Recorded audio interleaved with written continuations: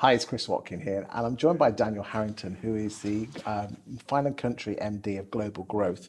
Thanks for joining me today, Daniel. I want to talk to you about your estate agency journey, so the boys and girls out there in estate agency land can learn from that. Is that okay? That is absolutely fine, thank you. Good stuff. Daniel, you are big in the game at the Fine & Country network, and Fine & Country have certainly pulling their socks up in terms of an estate agency brand to help independent estate agents grow in that upper quartile area.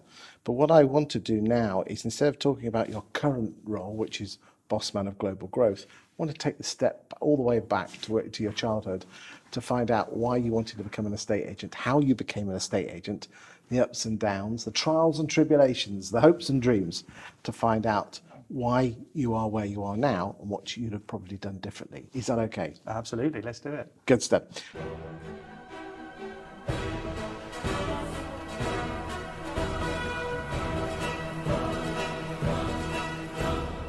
So, how old are you at the moment, Daniel? I'm actually 37. 37. Good stuff. Stop tracking it after a while. Must have been a tough paper round. I'm only pulling your leg. When you were at school, did you want to be an estate agent? No. What did you want to do? I hadn't decided, I just wanted to be an entrepreneur. Okay, where did that come from? Your mum, your dad, grandparents, friends, families? Family were entrepreneurial. Okay, so what, mum and dad? Yeah, father did a bit of property development, did a bit of all sorts. My grandfather was a real out there kind of guy. In the 70s, he bought half an island for super cheap in the British Virgin Isles and tried to develop it, but that meant building the roads, building the harbour, building everything from scratch. He used to call it his Robinson Crusoe days. And did you ever go to Ireland? I did. I spent a lot of my childhood there outside of hurricane season, helping my father, who worked for my grandfather, build out there. Yeah. Do you can you see the attributes that your grandfather had passed on to your father, or was it almost like slightly watered down because obviously your grandmother? No, my father's also very entrepreneurial. There's costs that come with that if the markets change. So I have some good memories and some bad memories of things like the interest rate rises in the early 90s meant my father was very overexposed in the property market. But he, for a few years, became a window cleaner. So I've seen a good life, but I've also seen some hardship as well, which has always made me realise how important it is to work hard. And looking at your father and your grandfather, was it the money that was of interest, or was just the thrill of the chase, or a bit of both? I think it's always a bit of both, isn't it? If you find something that you love and it pays well, then that's fantastic, isn't it? What did your mother teach you? English. Okay. When things hit really hard times, actually, when I was 8, 9, I was in primary school and I got pulled out. And my mother, I was put into a local primary school where I was not doing well. And in the end, my mother homeschooled me through the 11 plus. So she could say she taught me that. Got into the Colchester Grammar School, which has opened a lot of doors to me since, yeah. So you've got a lot to thank your mother for. I do indeed. I continue to do so. She looked after the kids this weekend. Fantastic. Thanks, Mum. So your dad and your granddad taught you how to be entrepreneurial, taught you how to take the rough with the smooth. Yes. I mean, that must have been a bit of a come down for someone who's and then window cleaning in the early 90s. Yeah. I remember walking to the post office to pick up the tin meat that came with the benefits. Yeah. So you went to Colchester Grammar School. Yep. You still wanted to be an entrepreneur. Yes. I was. Were you like selling sweets in the tuck shop? I was doing things. I'd buy Spice Girls pictures and frame them, and then sell them at a 300% markup to the other poor, starved boys at an all-boys school, without going into too much detail. And you didn't get into trouble doing that? No, I did get in trouble when I was selling fireworks, but... Okay, well, that's probably... And were your parents encouraging you this, or did they know you were doing it? No, they would encourage the safer versions of entrepreneurialism. Yes, not the fireworks. Didn't so much appreciate a bag full of illegal things coming back from a French field trip, but nevertheless. Wow, we've all been there, haven't we? 14, 15, yeah. Okay, so you were selling Spice Girl pictures and also illegal fireworks. How did that entrepreneurial ability manifest itself as you were getting towards your GCSEs? I remember doing very well in the what was it called, Young Entrepreneurs challenges that they hold at the grammar school, where you're given a seed fund and you have to spin that up. I was also, though, all through school and through university, I worked. My father had a deal whereby every pound I earned he'd match, which encouraged me to. I was obsessed with Lego, earned £10 and I had a £20 box, but I'd get to £20 and I'd Were you think, space Lego or a different type of Lego? space, pirates, Oh, yeah. medieval. I've just found it all, actually, clearing out the garage. It must be Have you still got the boxes got for the it? boxes and the instructions. And I looked on eBay, and I'll never sell it, but my God, if times get tough, then I know. I was a bit of a space Lego freak. And my bloody parents gave it all away. How well did you do at your exams? I was okay. I was good at GCSEs and A-levels. I found it all very easy until it got tough, and then suddenly realised I had to actually revise. When did you find it got tough? University year 2.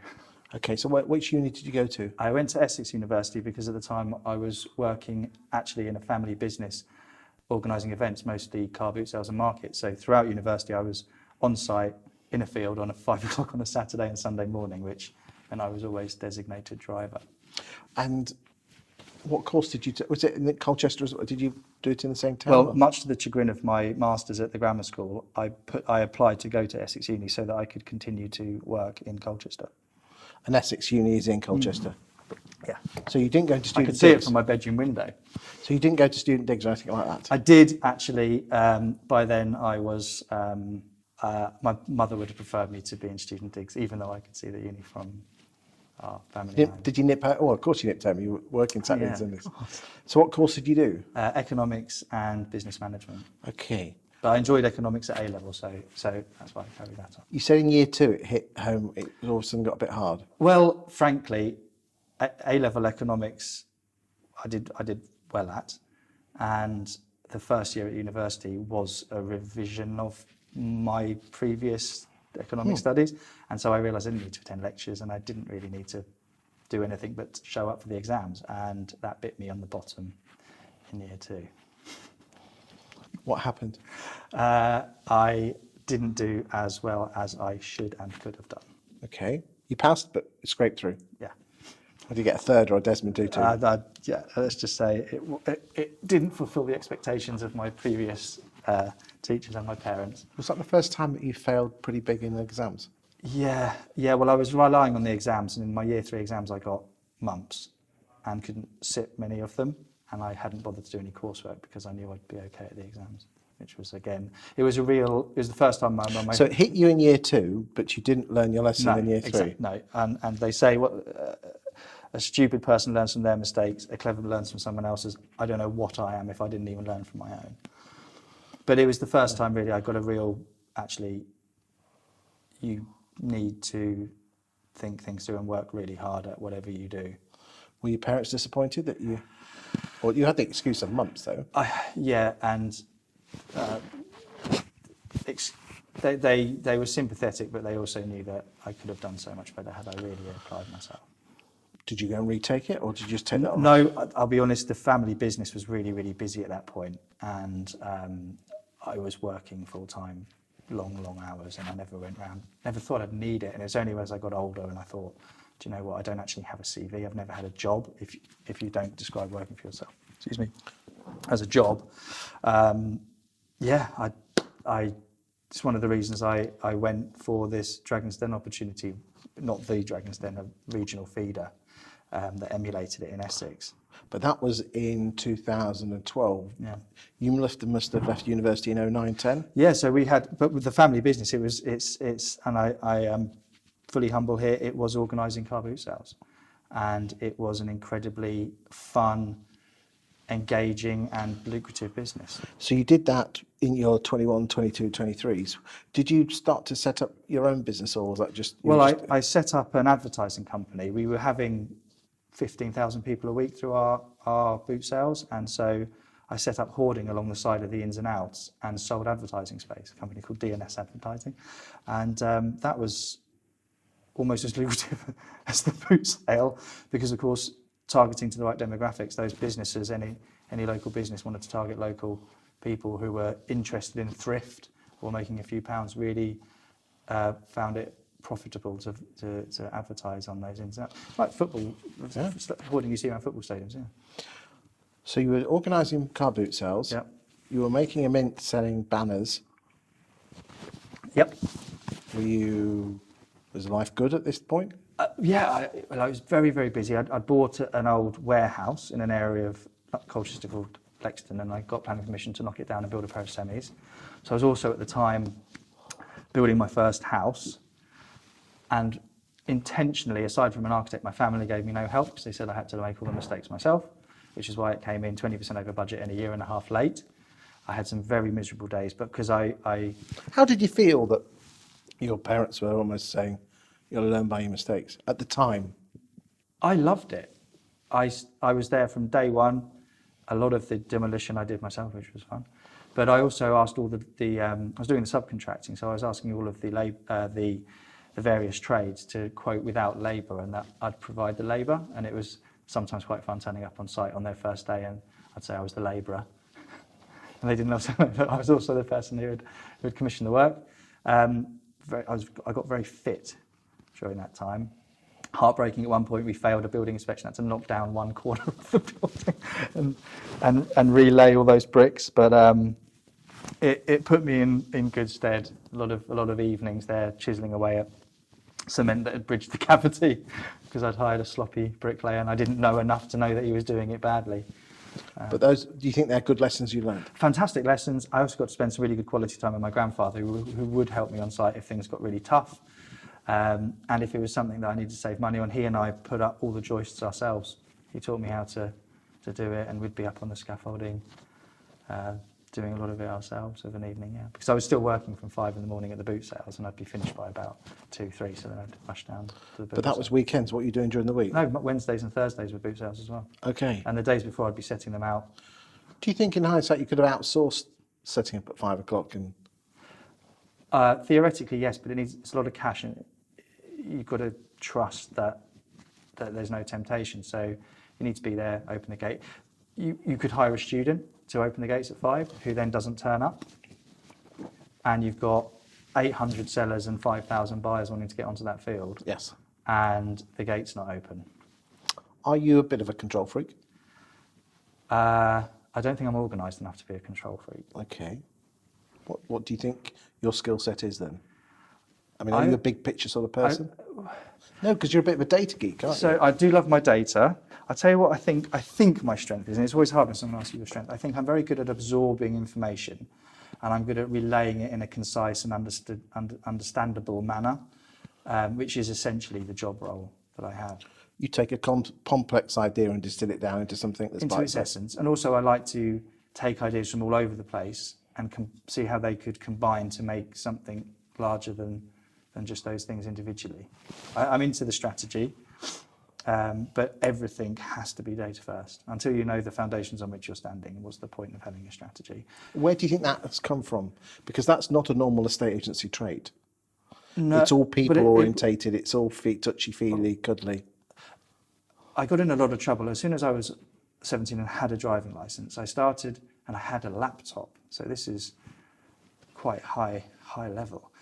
I started going to the local car auction place, and I created a spreadsheet, and I'd reference on it at what price point cars were selling there and what the biggest delta was between what you could sell them on Auto Trader. And so then I started buying cars and then cleaning them up and selling them off of the driveway as my mum's car on Auto Trader. And the markups were good. But I did it very much, right, where is the biggest delta here? What can I afford to bid to? It wasn't a car for me, though of course I quite enjoyed driving various cars. Only downside was there was a few local characters who had some various car forms sewn up, and the reason my data was wrong because no one would bid against them. And I bid against them and had to have a few hard conversations with them, which I lost. The Colchester car mafia then? They still live around Colchester. But I upset a few people by bidding. I had no idea. I was the youngest in that room by 25 years. Okay. And I thought, Have you bid on any cars in the last 10 years? No. Enough said. Let's move on. Okay. You're a property developer. You're getting up at 4 in the morning. Not a property developer. Okay, I but built a pair of yes. semis. Okay, yeah, but it's still the most. You're getting up at 4 in the morning to open a field. Yep.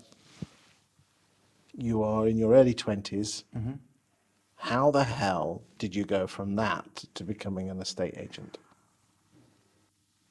It's a story. I have no idea how. It's just opportunities occur and you end up taking them. I think the honest answer is we had a real backward step in our business. We rented the fields from the farmers, and one of the particular farmers on our most lucrative boot sale decided he wanted it to go to his son. And so kicked us off. We had no contracts. And I suddenly thought, wow, if this happened with 3 or 4 sites, I am up the river. And found another field? Yeah, but people know where to come. And it take 20 years to build something up to where it's really, really, really high level. You've got to offer them a lot to not just go to where they've always been. But I remember, when in the early 90s, when my father lost everything, he had a degree in French, but he'd never used it because he worked for the family business. I've now done the same. I was recently married, and we were thinking of family, and I thought, you know what? I don't have a CV. I've never had a job. I work hard, but I've never had a job. And I remember, at that time when my mum started driving a mobile library, and my dad became a window cleaner. And there's nothing wrong with those professions, but it was a really hard time. I remember us losing the cars and the house going up for sale, and all the things, the luxuries that we had disappearing. And I thought, if I'm going to have a family, I don't want to make that same mistake. I'll admit I didn't plan to be an estate agent. I didn't actually go for a job in agency. My wife had found a piece in the local newspaper for a regional Dragon's Den-like competition for those that are out of work. And I didn't necessarily meet those criteria because I was working, but I didn't have a job, if that makes sense. And she said to me, actually, and I have to give all the praise to her, she said, look, go and see what it is that you could do. So I said yes, and I wrote them a letter to say, look, I'm not technically out of work. I'm not on benefits or anything, and I have a successful life. But it would be lovely to stand in front of the Dragons and see.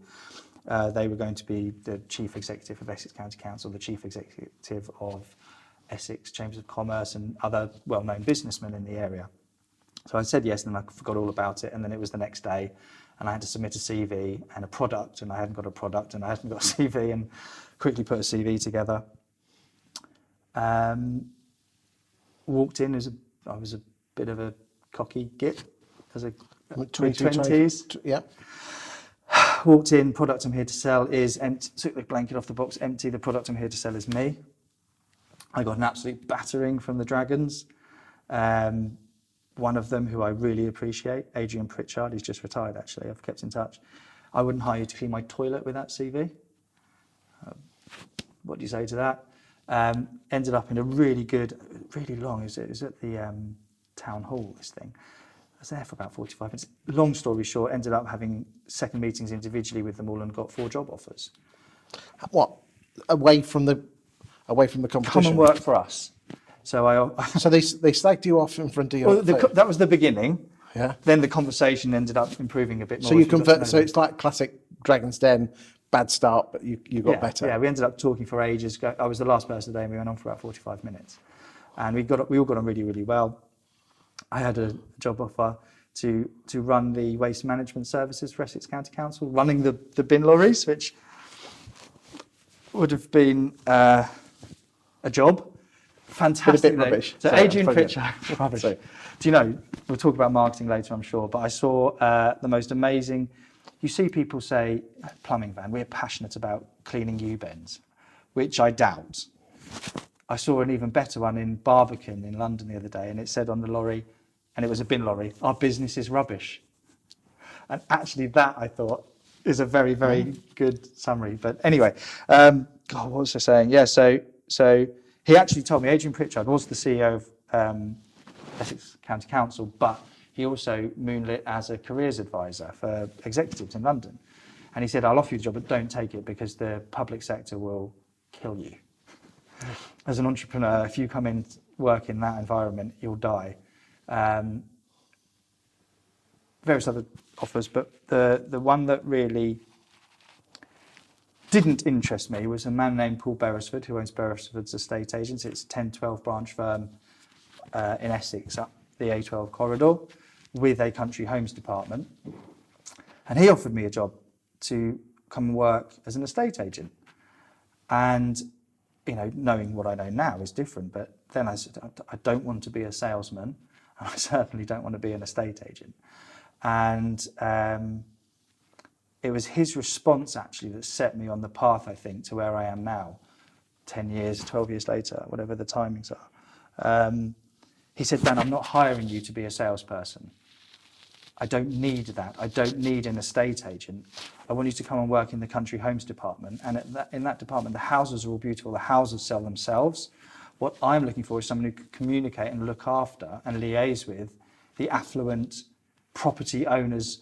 I don't need a salesperson and an estate agent. And the conversation went from there, and I ended up, I had to do 3 months of shadowing the associate director of the firm to learn estate agency and how their content management system worked.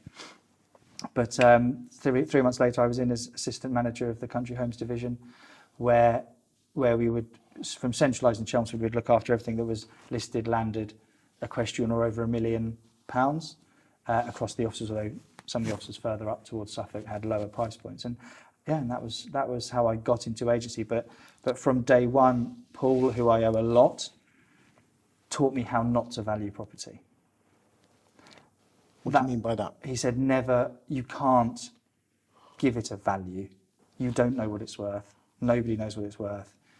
You need to give them a guide range and talk about how you're going to sell it or how you're going to get the best price for it. Now, I've been lucky enough to end up working for Fine & Country, and that core understanding, I think, of the country homes market has been able to be really distilled and fortified with the additional tools that you get with Fine & Country, and now it very much is a value proposition as opposed to a... We'll come back to Fine & Country in a second. Walking into, let's be honest, upper quartile, the people that tend to work in upper quartile estate agency tend to be your Waitrosey, silver spoon, stiff upper lip, those sort of things. How did you, and I'm making sweeping statements You here. are making sweeping statements. Okay then. Probably the Savills and Knight Franks of this world. Okay, but anyway. How did it feel walking in as a 23-year-old, with the utmost respect, a 23-year-old... car boot sale organiser. Yeah, car boot sales organiser. And I bet you they'd have known anyway, becoming the assistant manager on day one. So I think a lot of it was because I've been to the grammar school. Had I not, I was born on when it was built, Grinstead Estate in Colchester, which is where I was born, is one of the biggest council housing estates in Europe.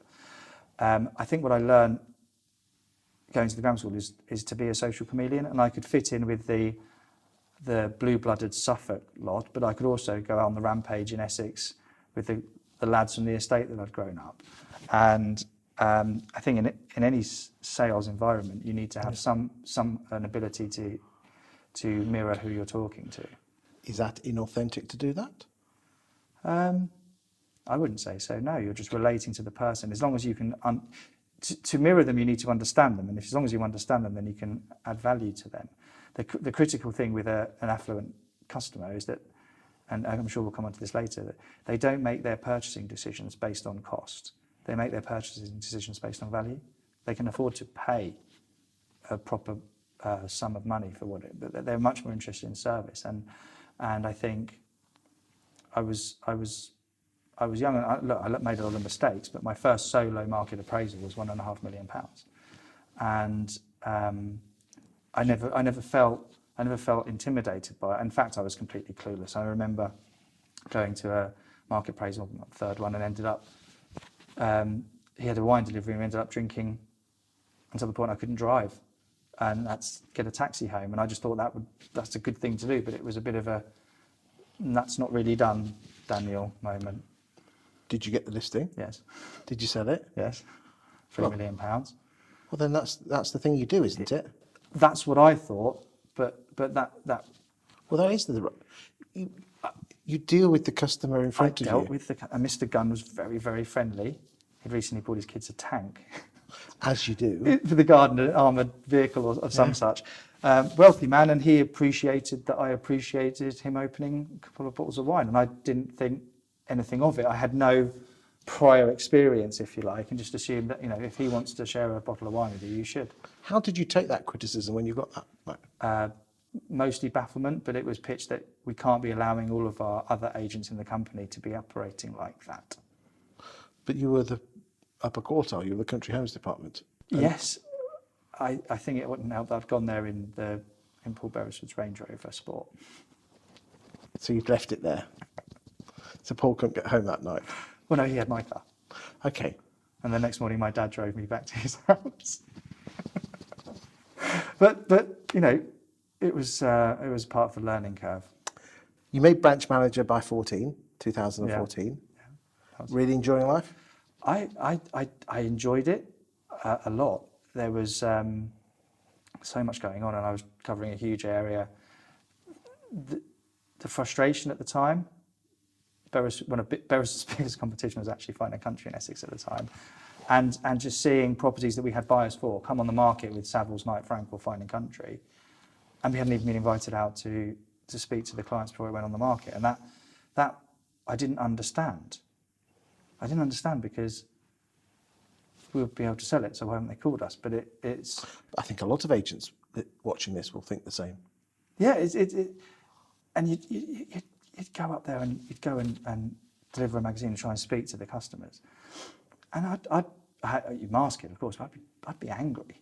I could sell this, and I mean, 14 was not bad. It wasn't as crazy as it's been for the last few years, but it wasn't a bad market. No, the stamp duty was. I remember there was a lot going on at that point around the stamp duty. But again, over 975, it's actually pretty much irrelevant, and it's all part of the chain. It wasn't. It didn't slow down the premium market in any sense that I could see at the time. You said you were angry. Do you think that was, in hindsight, the best emotion? No, it wasn't at all. But you were letting emotion get in the way of logic because you're a data geek. I can sell this house. I can earn the money from selling this house. Why have you put it on with? What answer did you get back from the people? Because at least you went and knocked on their door and I gave them a didn't magazine. say I was angry. They just said, well, we just felt we needed a premium brand. Now, you went to become a regional business development manager in 15 for Fine and Country. Did they approach At you? 15 in 2015. Yeah, sorry, in 2015. Yeah. Did they approach you or did? Yeah, well, it was through a what are they called? Recruitment agency. They contacted me, and it wasn't a business development manager role. It was to be branch manager at the Cambridge Fine and Country office. Oh, yes. That was what I was interviewed for. Fair journey from Colchester. Yep. If you don't mind me saying, further and further as you go through the 2000 teens, you're going further and further away from your entrepreneurial roots. See, I'd absolutely disagree with that. Tell me why. So, because you weren't doing the car boots at this time, were you? No, that was the condition with Paul, that when I started that, I had to stop doing that and leave it all to my father. So really, your money must have gone down. It's horrific. And I'd split the company into different limited companies and was paying myself a salary under 30 grand from each of them so that I didn't have to pay my student loan back. And then going to PAYE, a fairly modest basic salary was a real You couldn't even be there on the day helping out your dad. No, that was the condition, because he wanted me, committed. So I had to completely. That's pretty big though, isn't it? To give up that money. It was, but I knew that I could always go back to it. It wasn't that I'd sold the business, it was my father was doing it. But also I wanted to get on a career ladder and have a CV. At the time, was before we had children and all the rest of it, Because you were worried that what happened to your parents in the downturn of 92, Yeah. 93 would happen to you. That kind of thing. And I also wanted to know what I could achieve. You worry when you work for a family business that you've only done it because of what your family have done, as opposed to what can you go out and do on your own. Did you want to prove it you could set up on your own 2 feet then? There was a degree of that, absolutely, yeah. Okay. I mean, what does your wife do for a job? She was a lecturer, but with 2 children now, she doesn't at the moment. In lecturing in what? She was computer programming. Okay. But she'd gone above that. When I met her, she was managing in the public sector. She was managing the learning shop scheme in Colchester. Okay. For those that are job seeking that need to up train. She'd gone away from lecturing and was managing the. How did you guys meet? Over 25's night, Escape Nightclub, Colchester. It's now a development. Oh, yeah. Well, it's amazing actually. That's where her parents had met. Right. But it's, yeah, I wasn't 25 at the time, but it was over 25's night. But I had to go out Wednesday nights because that was my night where I could not have to go out. Grab a granny night. No. No. If you define a granny as 25 plus, I don't know what it's like. It might be in some parts of Colchester. Cut that bit. No. We'll Everything's relative, right? We'll keep that in, don't we? You said you disagreed with me that it was stepping away. Why do you say that? Well, I was interviewed to be a branch manager at the Cambridge office, but Malcolm Lindley owned the Cambridge licence. Mm-hmm. And having gone through the interview, he said, I would offer you the job, but I'd actually rather you come and work from us in Park Lane. Doing what? I said, I don't know. So someone else, Paul Barris had spotted your talent. Obviously, he did as well. Talent, I can't attest to that, but I think he saw that I had a background in set up my own marketing company, yes. And I'd been a bit entrepreneurial. He was an entrepreneur, but I had enough experience at Premium Agency that I might be an asset. I think I can't. Okay. I'd never assumed to put my mindset where Malcolm. So what did he do? Set you up as a business development manager? Yeah, regional business development manager for the north. So I had M25, M4 corridor north, which was great because I lived in Colchester. But more critically than that, he actually asked me. He said to me he said, go out into the network for 3 months, and you tell me what you think needs doing. And when you say business development, is that not looking after the existing ones? That's growing the network. Intrinsically linked. You can't do one without the other. So you were looking after the existing members. You're an account manager for the existing ones. Yeah. You might not like the phrase, but yes. Yeah. And grow the network. Yes. Which bit did you like the best? And I know you say they're linked. They are too linked. The care we give the members is not account. You need account management. Our job as business development managers is to make sure they're always growing, sharing, increasing their market share, increasing their fee. And actually, it's that support that we sell. Yes. So you have to be doing that to enable you to sell. I hate the word sell. You have to be doing that to allow others to realise their value is there, so they 100%. Buy it. Yeah. And look, did you enjoy that though? I love all of it. It's completely circular. And instead of being an entrepreneur, and there's a second factor to being an entrepreneur, I get to travel around the world seeing how the best local independent agencies succeed with the Fine & Country brand. And then I have the luck of, being able to share that with the rest of them and with new people joining. Would it be fair to say that therefore it is the thrill of the chase that excites you as opposed to the actual pure zeros on your bank account? I know obviously there's a link there, but by the sounds of it, you're getting the thrill of being an entrepreneur by growing the network. And I know obviously you're going to be compensated for that. Thrill of the chase? I don't think that's I think there's a better word than chase, because frankly, we are not chasing the network, and actually we're not chasing people to join. Okay, but just the thrill of the hunt. In so much as if you're hunting to kill, for me a kill is when you see a business either go from amazing to great, like even better, or a business that's perhaps not doing so well, suddenly turning things around. Yeah, that's what 100%.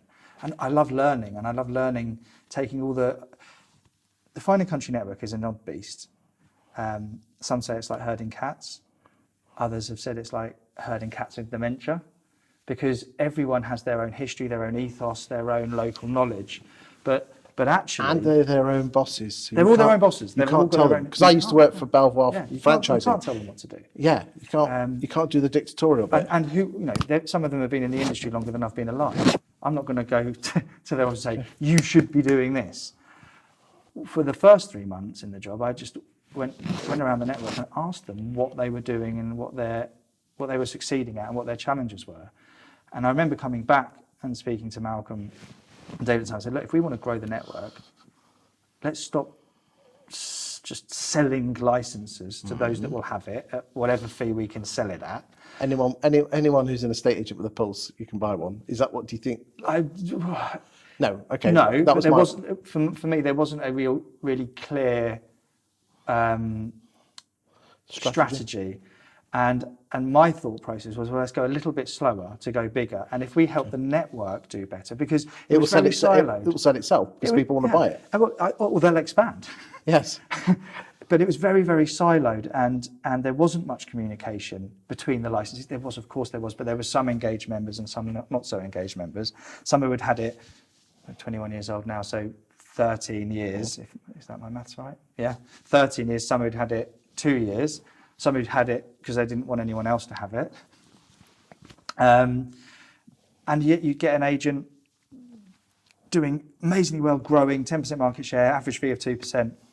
10 miles away, there'd be another Fine and Country licensee who was almost off the radar with no success or low fees.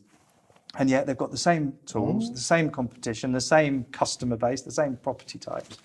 And so I really went on a mission, if you can call it, to learn from the best, but to share best practice. And there are so many exciting... Yeah, the key part of the Fine and Country network, for all of its quirks, is that it's entrepreneurial, independent, local agents with good local knowledge experience, but who are also dynamic enough to invest in the brand, and they're always coming up with But great you can get ideas. that with a franchise, you can get that with the guild, you can get that with RAN.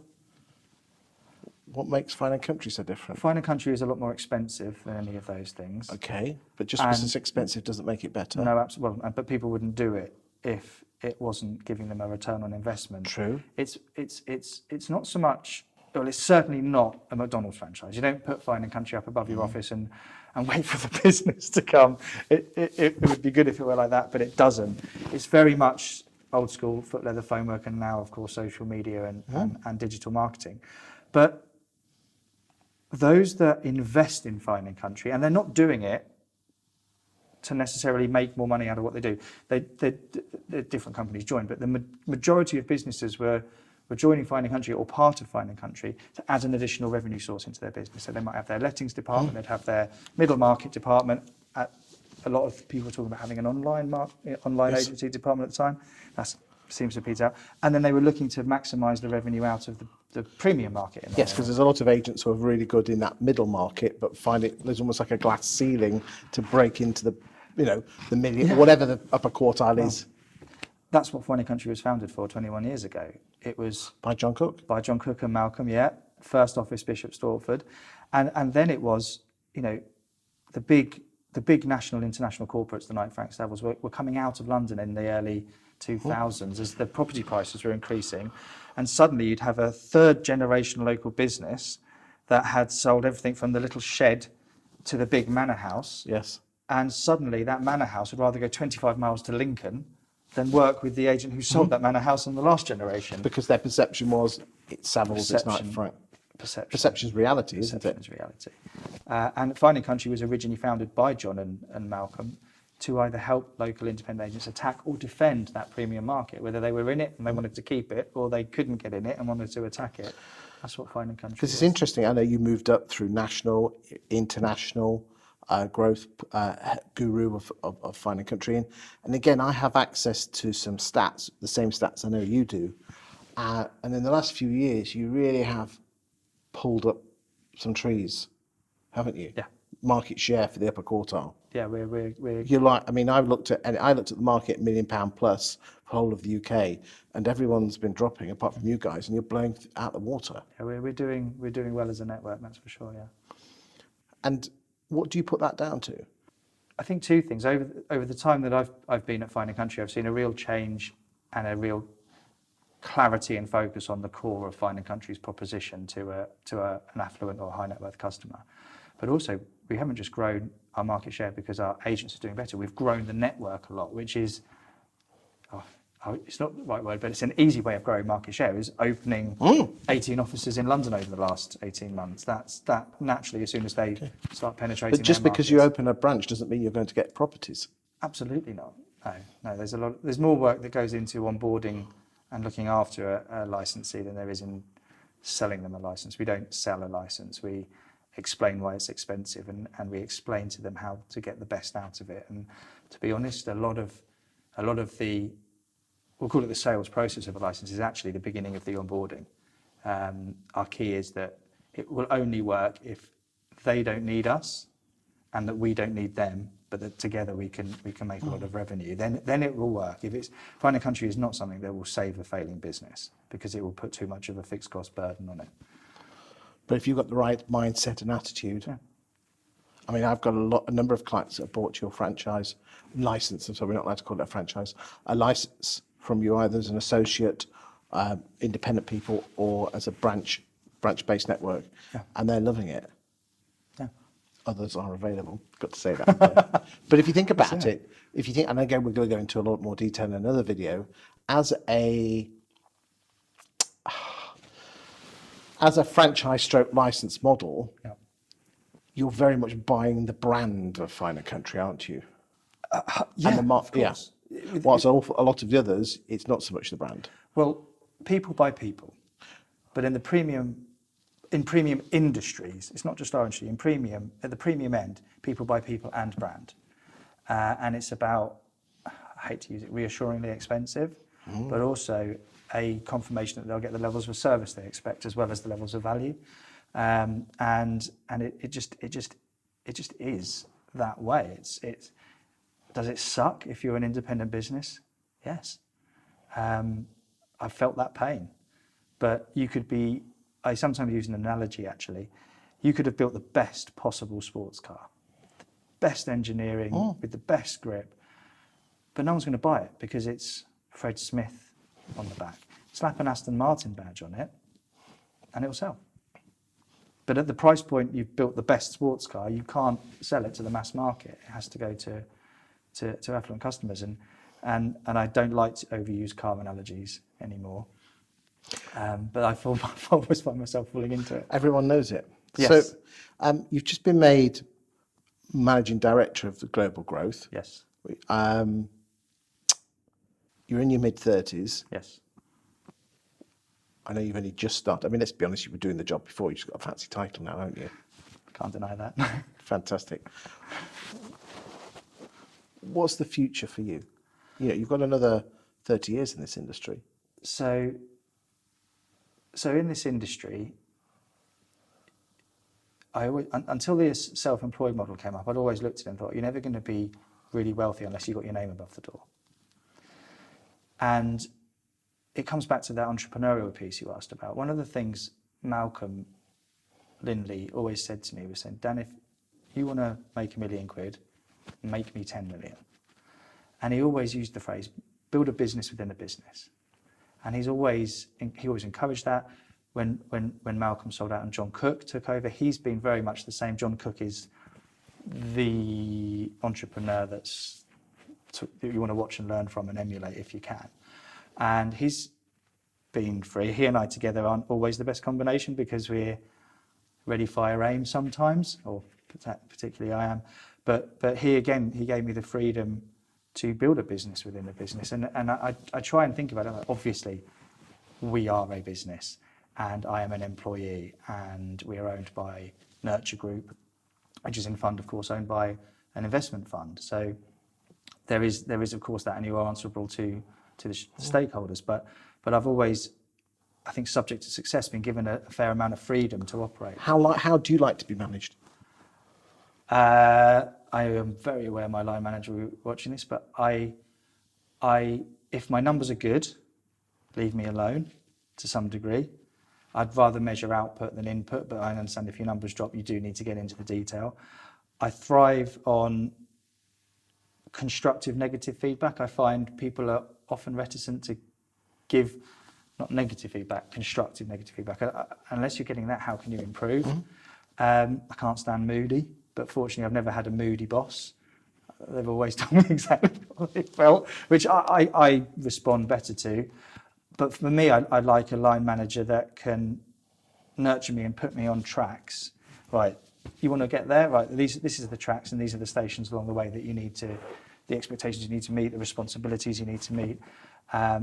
Because I have a lot of experience in some things. I'm also weak. I'm happy to, I'm weak in experience and in other things. So I want to always improve and keeping an eye on where I'm weak, as opposed to the bits I know I can do. It must be quite good fun to work for a firm. We've already mentioned John Cook. I mean, he's been on that sofa once and he's coming back again in a few months' time. Right. Wow, he's exceptional, isn't he? Truly exceptional. And you've got iMac, Ian McKenzie, who's again one of those people that is just absolutely top right. It must be wonderful. And obviously you've got Nikki Smith as well. And there's obviously others in the organisations. It must be great to work with some great people. Yeah, I've never had an original idea. I just have been lucky enough to learn from, what's the cheesy one? Standing on the shoulders of the giants, right? That's all very well, where you can easily fall off and knock your head, right? I've just been lucky enough to work with as in within the firm, work with and for some fantastic people with amazing experience, but also, I'm going out into network. I'm not just being a business development manager telling them what to do. I'm learning from them all the time. And I joke, I'm 37. I did a back of a fag packet calculation with the 250 plus locations and how many business owners we have on licenses. I calculated that I've got something like 3,000 years of agency experience under my belt by going out and learning from all these people. And again, I've made lots of mistakes. I've had licenses join and fail. I've had licenses join and succeed. I've had succeeding licenses stop and fail, and failing licenses start to succeed. And I've made mistakes in the recommendations I've given businesses, but I've also seen businesses make their own mistakes. And I think if I am good at my job, it's because of how many times I've either got it wrong or I've seen it go wrong. And I think that's quite a handy resource to have for the network. My customers are the business owners. Their customers are people in high value property. Thank you for your time today, Daniel. Thank you.